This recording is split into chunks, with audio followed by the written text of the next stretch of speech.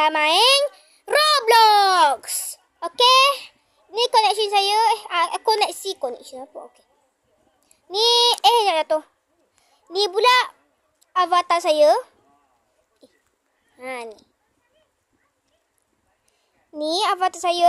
Lelaki Ni Norhi 547. Siapa yang nak add nama saya ni? N huruf besar ni. Norhi 547. Bawah dia macam ni. Lepas tu inilah pakaian saya.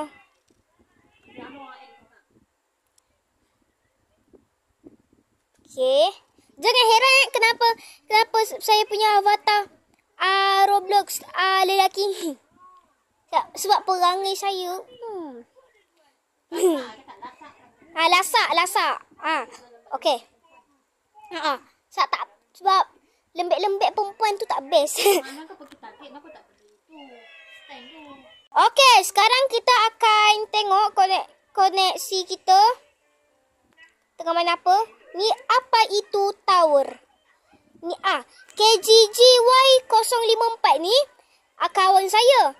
Nama dia Davia. Ni, add lah juga nama dia Dua-dua.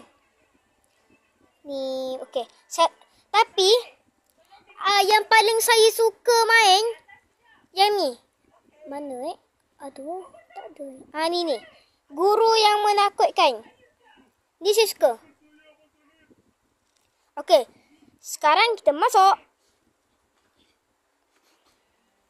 Ada mak? Belum. Sekejap, ini saya skip Okay, saya dah masuk. Sekarang kita main.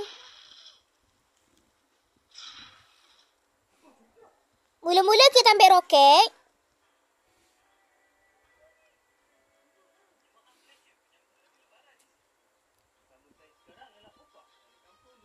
Besar ni. Habis je. Okay.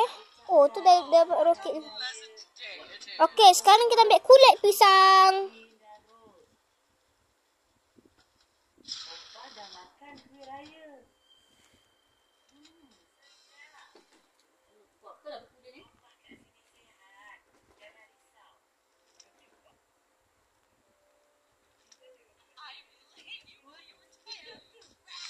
Okay. Maaf tau korang kalau ada part 2-nya. Sebab saya tahu pasti akan ada part 2. Ada part-partnya korang. Sebab ni je dah nak habis. Okay, sekarang kita ke atas.